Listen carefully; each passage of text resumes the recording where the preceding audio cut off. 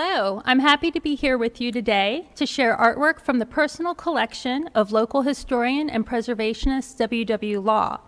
The works we are going to look at today reflect Law's tireless efforts to preserve Savannah's African American heritage and history. They demonstrate how he used art as one of the tools in his very large toolbox to document Savannah's historic sites and neighborhoods. Inspired by the Municipal Archives exhibit Law's Murphys, we are going to look at a variety of art from Mr. Law's art collection that highlight his collecting practices and how his art collection ties into his preservation legacy. Not everyone thinks of W.W. Law as an historic preservationist or as an art collector. Most remember him for the 26 years he served as president of the Savannah branch of the NAACP during the height of the 1960s civil rights demonstrations. In fact, Westley Wallace Law, known as W.W. Law, was a complex man, what you might call a Renaissance man with a thirst for knowledge and an even greater thirst to share that knowledge with the rest of the world. I hate to distill a person down to a few words, but W.W. Law was all the things you see listed here. He was first and foremost a son to his mother, Geneva Wallace Law, who was a partner in many of his activities. Throughout his life, he continued to be a mentee and a student while growing into a mentor and teacher to others. While a postal carrier for the United States Postal Service, he served his community as a leader for the NAACP and a host of other community organizations, like the Boy Scouts and his church, First Bryan Baptist. As he stepped back from leadership roles in the NAACP, he focused his attention on preserving Savannah's African American heritage and pointing out that this history was not separate but an integral part of Savannah's full story. He was a walking textbook, and many trusted him with their stories, artifacts, and family papers. He left behind not only a house full of archival treasures now preserved in the City of Savannah Municipal Archives, but institutions dedicated to preserving and sharing Savannah's heritage that started with the establishment of the Savannah-Yamacraw branch of the Association for the Study of African American Life and History, or ASALH. Under ASALH's umbrella, he founded the King-Tisdell Cottage Museum, the Beach Institute African American Cultural Center, the Ralph Mark Gilbert Civil Rights Museum, and the nationally lauded Negro Heritage Trail Tour, the first tour in Savannah to focus on sites related to Savannah's Black history. Starting at the King-Tisdell Cottage and then at the Beach Institute, Mr. Law hosted art exhibits that highlighted both local artists, up-and-coming African-American artists, and established Black artists from other parts of the country. He wanted to highlight Savannah's African-American history and historical sites through art, introduce the community to African-American art and artists, and give young African-American artists opportunities they might not otherwise have. Many of the pieces in his personal collection came out of the relationships he fostered with the artists he featured in these collaborations, like the Kiss seen here by Ronald Walton from Brooklyn, New York, who had an art show at the Beach Institute in 1986. The correspondence in Law's collection demonstrates how he sought out artists to show at the museums, how he marketed them to the community, and how many of them were grateful for these opportunities. The artwork we are going to look at today is from the W.W. Law art collection, Mr. Law's personal art collection that was in his home at the time of his death. This collection includes original, print, and reproduction pieces in a range of artistic styles, media, and time periods. The collection includes Savannah, regional, and national artists.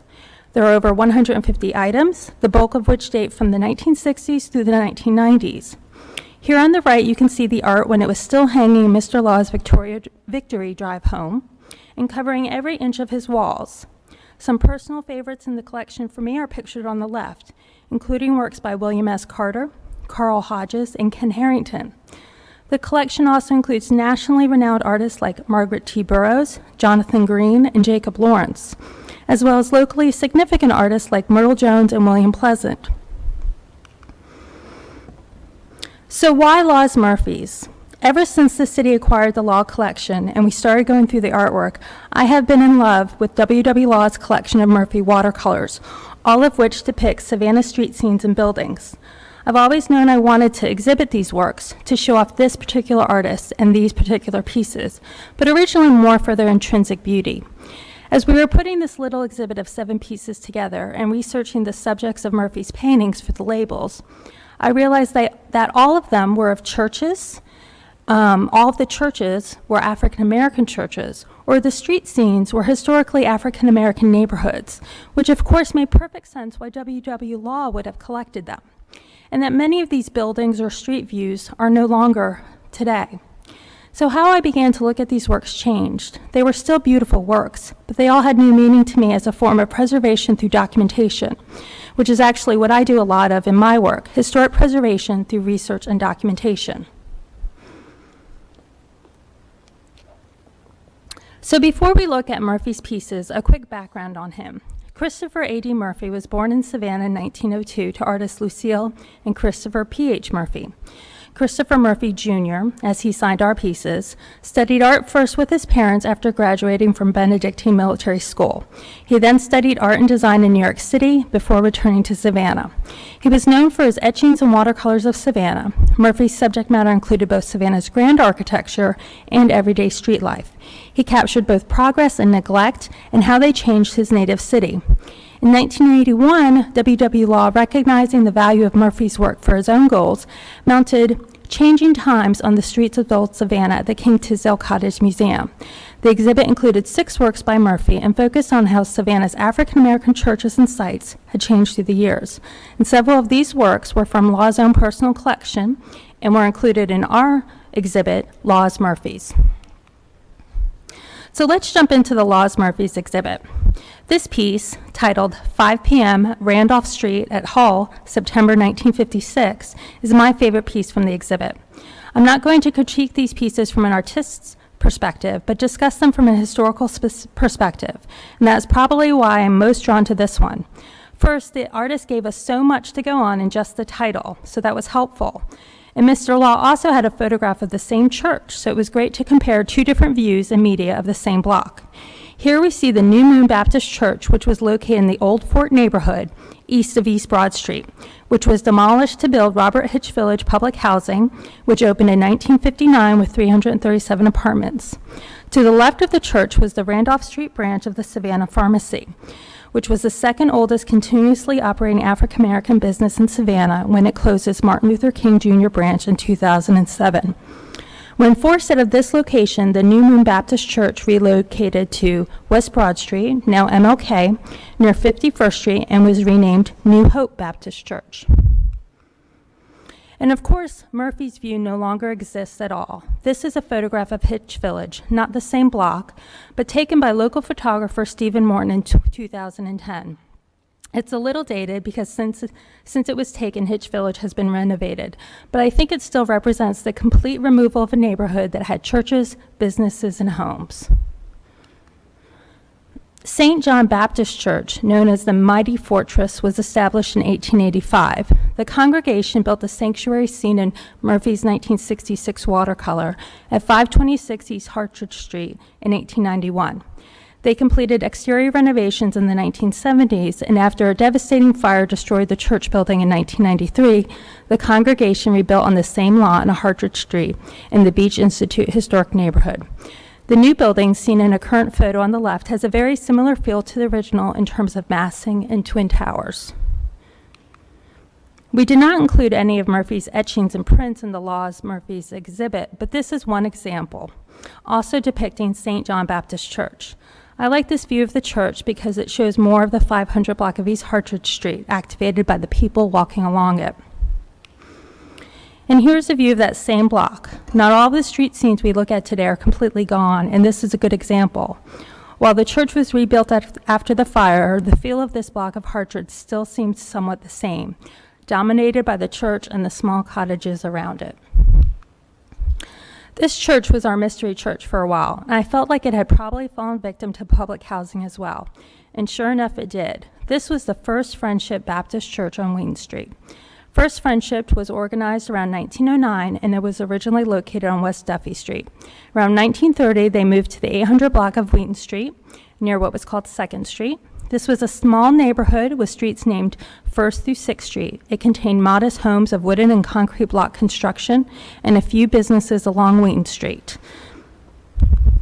In 1981, First Friendship Baptist Church moved to Hamilton Court off Price Street as the Housing Authority of Savannah began to clear land off Wheaton Street for Edgar Blackshear homes. Blackshear Homes opened in 1984 with 100 apartments and a complete reconfiguration of the neighborhood north of Wheaton Street. The majority of the homes were condemned and removed to make way for the new housing. In oral histories of two former residents, one recalled, quote, "It made me sick because I was born over here, and we lived over there when I first got married. Quite naturally, it will cut your heart to see something that you know all your life coming down. Even my church, First Friendship Baptist Church, was over there, and we had to move when they come in." And the other resident said, "It was like a family neighborhood. Everybody knew each other, and older persons, looked out for the younger ones. There were about 3 or 4 what you call mom and pop grocery stores in the area. And then it was really an integrated neighborhood. There were various ethnic groups living in that particular area." This view from today shows you how the street scene along the edge of Wheaton Street is very different and less activated today. In 1859, the Episcopal Diocese of Georgia purchased the Unitarian Church in Oglethorpe Square for St. Stephen's Episcopal Church, the first Episcopal church for African Americans in the Diocese of Georgia. The congregation moved the church building to Troop Square and held services there until 1943, when St. Stephen's merged with St. Augustine's to form the new St. Matthew's Episcopal Church on the west side. The diocese then sold the building in 1947. And in 1997, the building reopened after restoration as the Unitarian Universalist Church. As I was researching for this presentation, I looked a little bit more into the history of the merger of the two congregations and the sale of this church sanctuary in the 1940s, and found some disturbing quotes which, while this building still remains intact, I think highlight why for W.W. Law it was so important to preserve this building's place in Savannah's history as an African American historical site.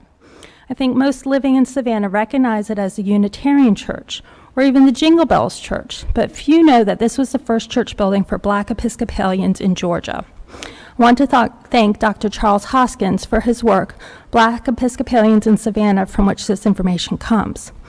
St. Stephen's congregation was founded in 1855 for African Americans. The first church services were held in a workroom over the Cleghorn Bakery on Perry Lane. In 1859, the growing congregation purchased the lot on Habersham and Harris Streets for $600, and the Unitarian Church on Oglethorpe Square for $600. The church building was removed from its site and erected on the new lot with slight alterations. St. Stephen's met in the sanctuary until the 1940s, when Bishop Middleton Barnwell began pushing for a merger of St. Stephen's and St. Augustine's. In 1941, Bishop Barnwell met with the vestry of St. Stephen's and presented a plan to merge the churches. After a lengthy discussion, the vestry unanimously voted to agree to the merger. The bishop then met with the vestry of St. Augustine's and told its vestry of the plan, but this time mentioned the fact that St. Stephen's was located in a section of Savannah, which was, quote, "not suitable for a colored church." Bishop Barnwell's plan, as outlined to St. Augustine, was to unite the two churches, sell both properties, select a new site on the west side of Savannah in the, quote, colored section of the city, and build a new brick structure and pick a new name. The bishop's plan was ultimately rejected by both congregations. Both reverends left, and after the bishop moved forward and merged the churches, about 1 in 5 from the congregation left the diocese. By 1944, the bishop had accomplished a new merged congregation. There was a new rector and a new building at Anderson and West Broad Streets, where the bishop reported after he had made a careful survey of Savannah, he had found, quote, "the most desirable piece of property in Savannah for a Negro church." After reading this, I was saddened that the wishes of both congregations had been disregarded, that the vestry and membership of St. Stephen's had lost their historical sanctuary that they had worked so hard for in the 1850s. Without minimizing the Unitarian history of this sanctuary, both at the very beginning and currently, over 80 years of this church's history is tied to St. Stephen's and the African American Episcopalians and should not be forgotten. The first Congregational Church on Whitfield Square was organized in 1869 as an outgrowth of the nearby Beach Institute. Encouraged by the missionary teachers and the Central Congregational Church of Charleston, South Carolina, the congregation was formed in April 1869 and initially met at the Beach Institute. A small frame meeting house was erected at the corner of Taylor and Habersham Streets in 1878 and later replaced by the current brick Gothic Revival structure in 1895, as seen in this gouache painting by Murphy. In 1991, the First Congregational Church and the Beach Institute partnered on a special program called Beginnings, Building a Bridge of Hope, to recognize the partnership between the American Missionary Association, the Beach Institute, and the Congregational Church in fostering early education in Savannah's Black community. The two-day program, organized in part by W.W. Law, included a panel discussion with local educators and historians, a lecture featuring renowned historian Dr. John Hope Franklin, author of From Slavery to Freedom, and a processional walk from the church to the Beach Institute, where a display of photographs and artifacts related to the early history of both the school and the church were on display. First Congregational was a popular subject of Murphy's, and there are at least 4 known works of it by him. In the second watercolor, the church is shown after its original steeple was destroyed by a storm in 1940. It was replaced in 1992 with a shorter version, seen here in a current photograph. In Street in Winter, Murphy uses watercolor and Conte to depict the 500 block of East Charlton Street. Around 1860, Samuel Gary built 509 East Charlton Street, the 2-story frame house in the right center of this street view. Gary was married to Elizabeth Pearson, with whom he had a daughter, Lucy. Elizabeth was a free person of color whose parents immigrated from Santo Domingo during the Haitian Revolution in the 1790s. After Samuel's death in 1861, Elizabeth remarried Simon Morrall, a brick mason who was instrumental in the formation of the Savannah Republican Party. Elizabeth's daughter, Lucy Gary Sabatee, a seamstress, lived in the adjacent 2-story brick and stucco house at 511 East Charlton, just to the left. This building is attributed to her stepfather, Simon Morrall, as both designer and mason. The area bounded by Liberty Street to the north, East Broad Street to the east, Gwinnett Street to the south, and Price Street to the west is known as the Beach Institute neighborhood, taking its name for the Beach Institute School that we will see shortly in another work.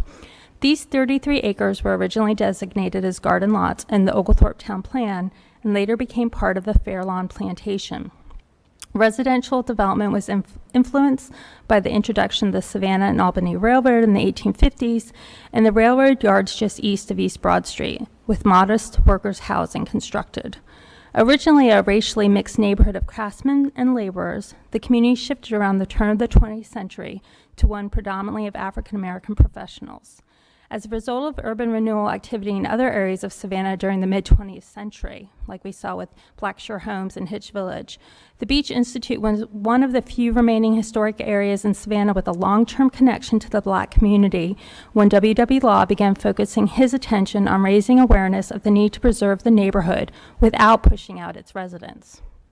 Mr. Law started the Beach Institute Neighborhood Association, relocated the threatened King-Tisdell Cottage to the neighborhood, and secured the endangered Beach Institute school building. His Negro Heritage Trail tour highlighted the neighborhood, including both the Elizabeth Murault House and the adjacent Lucy Sabatee House on East Charlton. Over the years, he took many community leaders through the neighborhood to secure funds for restoration and revitalization projects in the 1970s through the 1990s, like this tour pictured on the left. This last Murphy piece I wanted to share with you is an unidentified street scene on the left. Though he has named it on East Waldburg Street, I've driven Waldburg Street up and down and can't find this church, so I don't think this view exists anymore. I wanted to contrast it with another unidentified street scene, or perhaps lane scene from the W.W. Law photograph collection, also one with a church in the background with some amazing steeples on it. One day I hope through the churches we will be able to identify these locations. But in the meantime, I think they are still useful to look at to catch glimpses of a different time and place, one that in some ways seems simpler and in other ways looks much harder for those living this life. One of the favorite subjects of Mr. Law's art collection is the King-Tisdell Cottage, a structure he helped save during the urban renewal along Wheaton Street that led to the loss of the First Friendship Baptist Church. The cottage was built in 1896 by W.W. Amar, who owned a planing mill on Wheaton Street, and was likely used to showcase his products. It was purchased in 1910 by Eugene and Sarah King, and after Eugene's death in 1941, Sarah married Robert Tisdell, hence the cottage's double name, King-Tisdell. Until 1980, the cottage sat at 516 Ott Street, just off Wheaton. When the area was marked for urban renewal and Blackshear homes, it was the cottage's unique vernacular architecture and intricate Victorian gingerbread that saved it. The Department of Natural Resources Historic Preservation Office intervened and halted demolition, and with $104,000 from the city of Savannah, Asala moved the cottage to Huntingdon Street on a new basement and restored it. The King-Tisdell cottage opened as a museum dedicated to the preservation of Black history and culture in Savannah and the Sea Islands.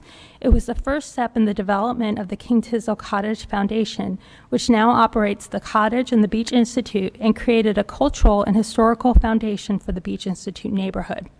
I'm going to show you a series of works related to the cottage. Here on the right are before and after photographs of the cottage during restoration, and on the left is a watercolor by Richard Lowe Evans, who we'll talk about more in depth shortly. A limited edition print was made from a watercolor by Virginia E. Rothbaum, which was also featured on an early rack card advertising the King-Tisdell Cottage Museum.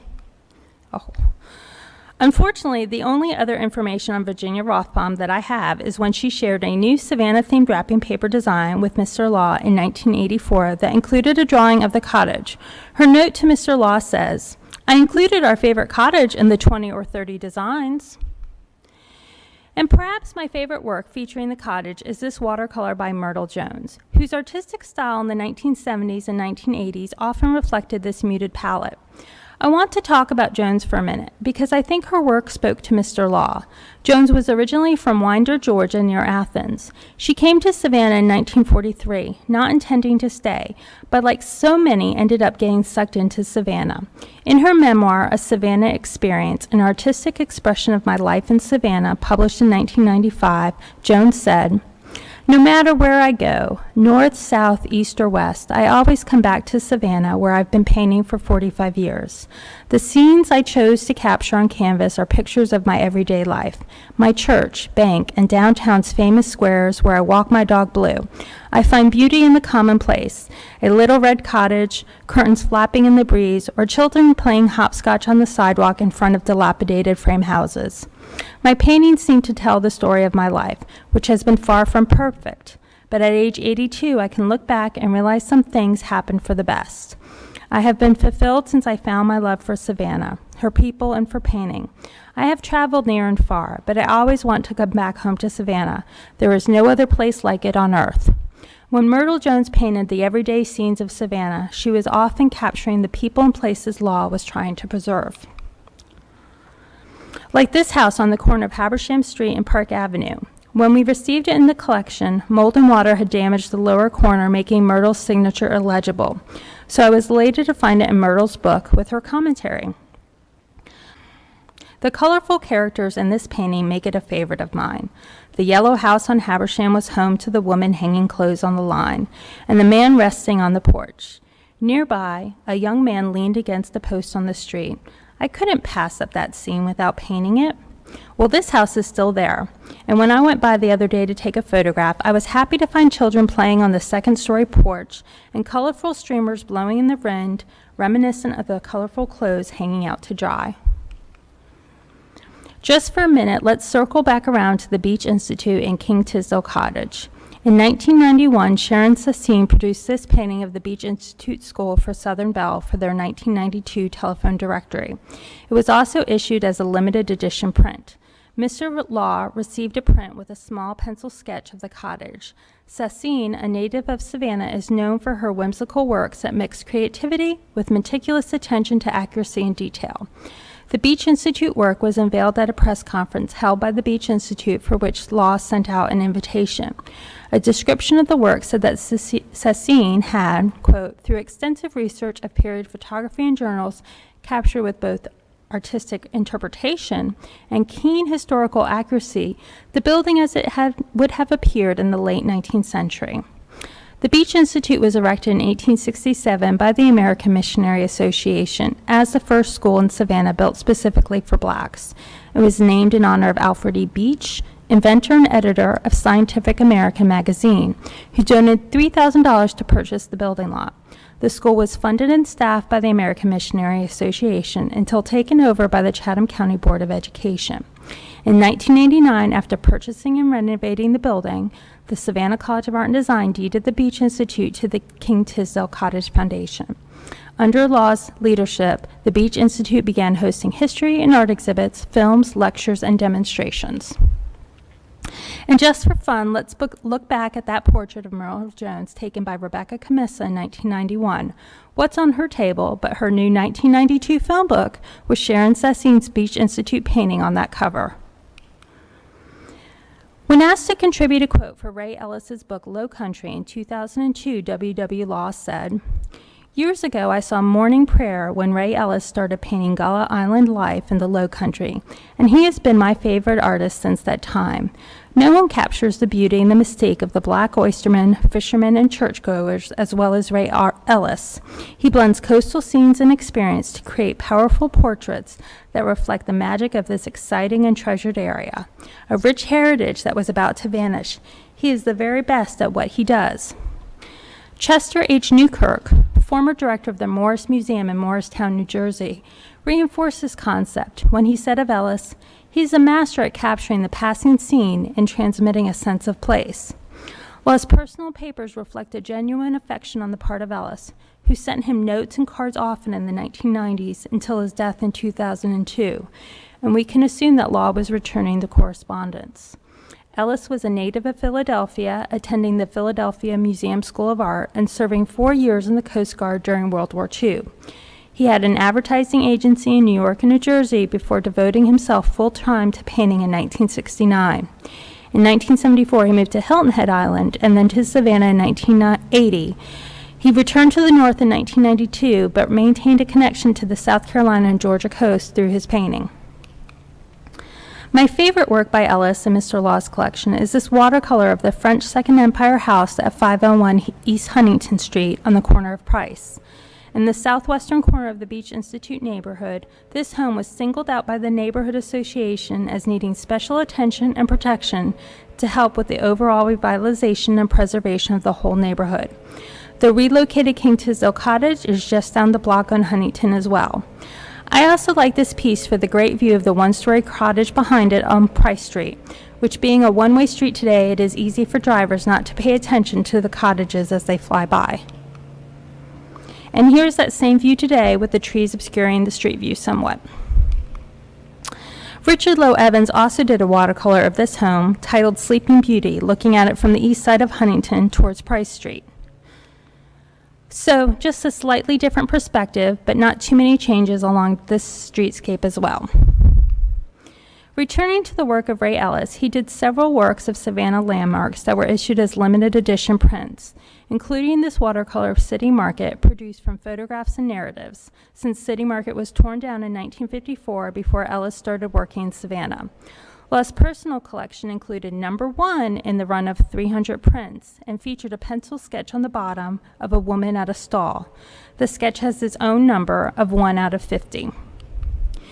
In the Law photograph collection, we also have a photograph of Ellis sitting on the front steps of the cottage with Law's mother, Geneva Wallace Law, with a framed copy of this print. This one is number 68 and features a different sketch at the bottom, this one with a woman with a table in front of her.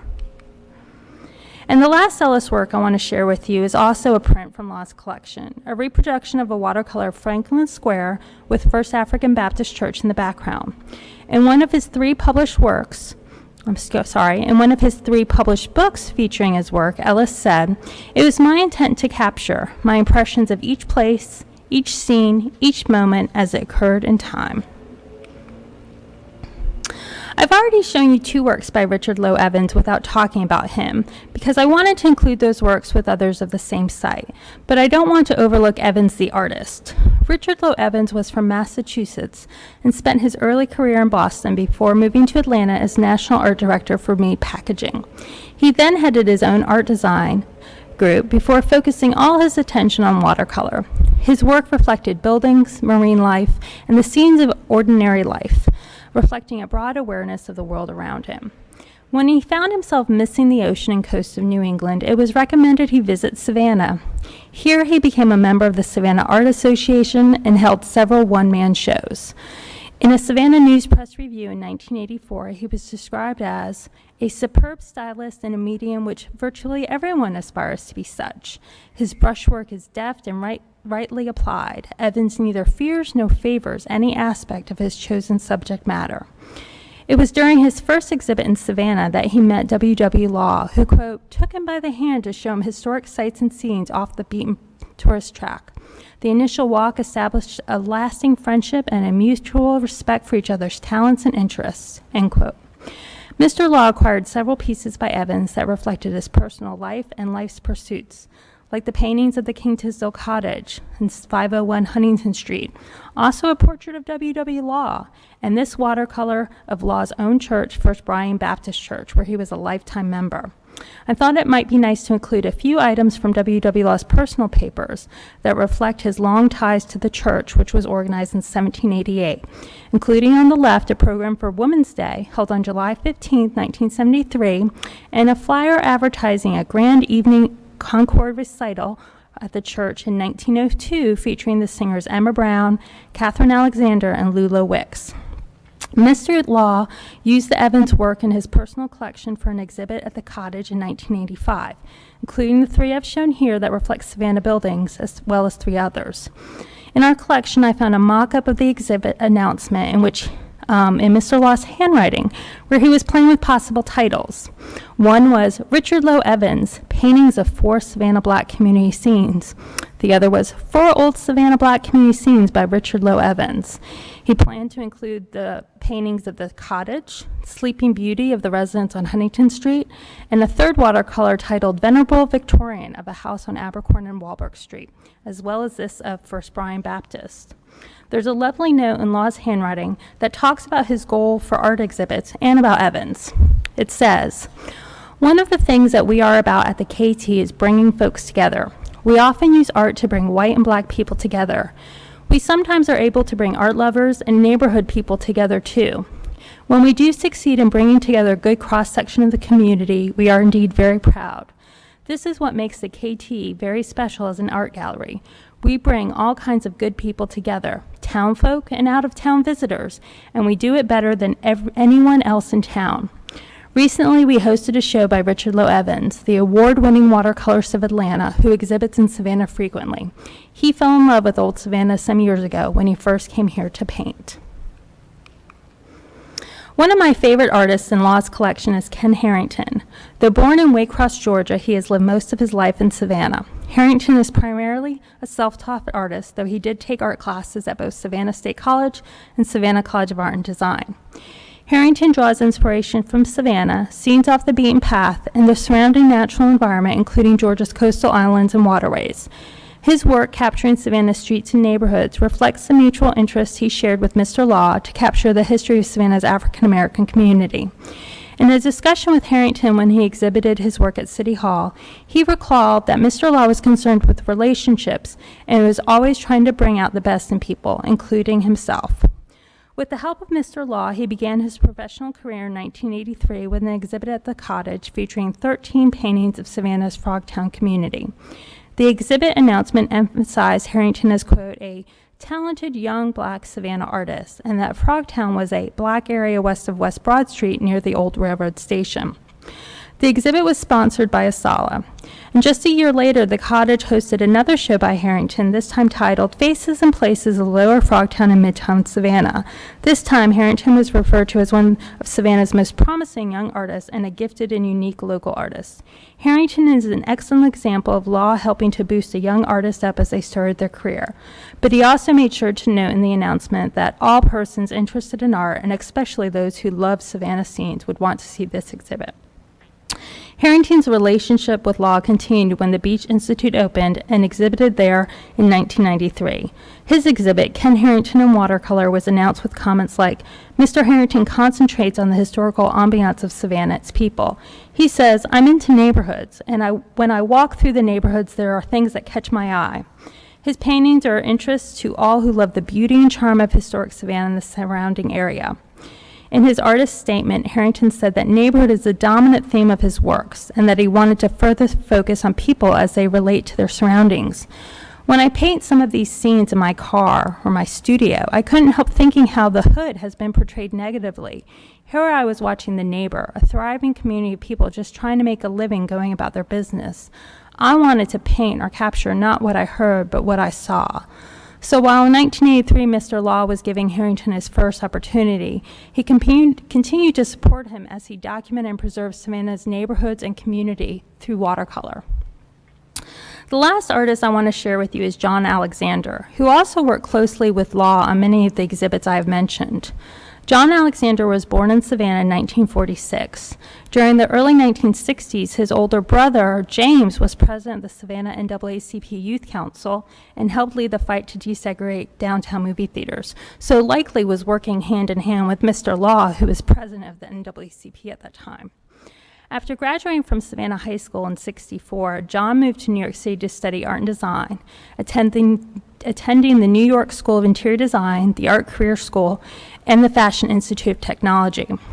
He went on to become the suburban display manager of Lane Bryant in New York, responsible for interior design and window display for 11 stores. He was a carpet designer for Edward Fields, a custom carpet manufacturer, and worked as an interior designer for New York City brownstones and upstate country homes. But during a trip home in 1975, the pull of Savannah and the design potential of Savannah structures brought him back. He worked as a director of merchandising and as a buyer for Lady Jane, was a director of visual presentation for quality for Adler's department store, and made a huge contribution to Savannah's cultural community. He was exhibition chairman of the King-Tisdell Cottage, then director of the King-Tisdell Cottage Foundation and Beach Institute in 1991, and was the first director and coordinator of the Black Heritage Festival after its inception. He continued also to work as an interior designer, was a member of the Savannah Art Association, and exhibited several paintings at the Telfair. All of this before he died at the young age of 49 in 1995. On the right of this slide is an autographed poster for an exhibit of his own photographs at the King-Tisdell Cottage in 1988 titled Savannah. In the exhibit write-up, it's noted that John's appreciation of Savannah, as seen through the lens of his camera, has produced some photographs that possibly have never been captured in such diverse looks of Savannah. He divided his exhibit up thematically, including the lanes, before renovation, architecture, and Forsyth Park. But I think it is interesting that it was a photograph from the lanes, and specifically a lane in the Beach Institute, that was chosen for the poster and for the postcard that was mailed out. The 500 block of East Hall Lane was featured. I went back to that same view last week, and from the same vantage point, it doesn't look like too much on this lane has changed, though there is the loss of the Lane Cottage in the center. But wait, look at from the other direction. There is a lot of infill housing, drastically changing the feel of the lane.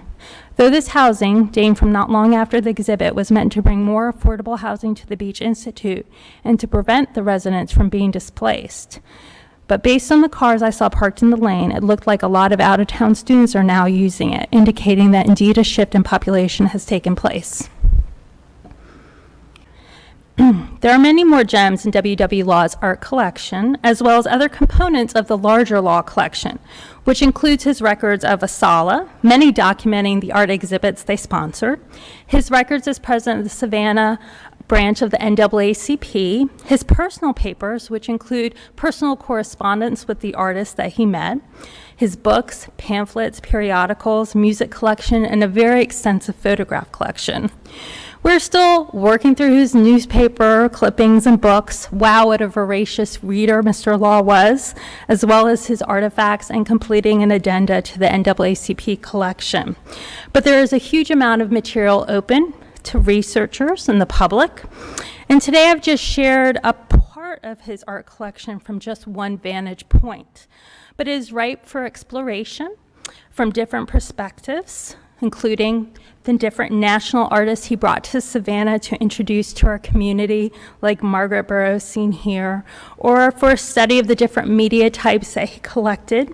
Today we just happen to see a lot of watercolors, but there's mixed media and oils and photography as well as other things. As a preservation and a historian, you know what spoke to me, but the W.W. Law collections have something for everyone, and we look forward to helping you explore them at the City of Savannah Municipal Archives. Thank you.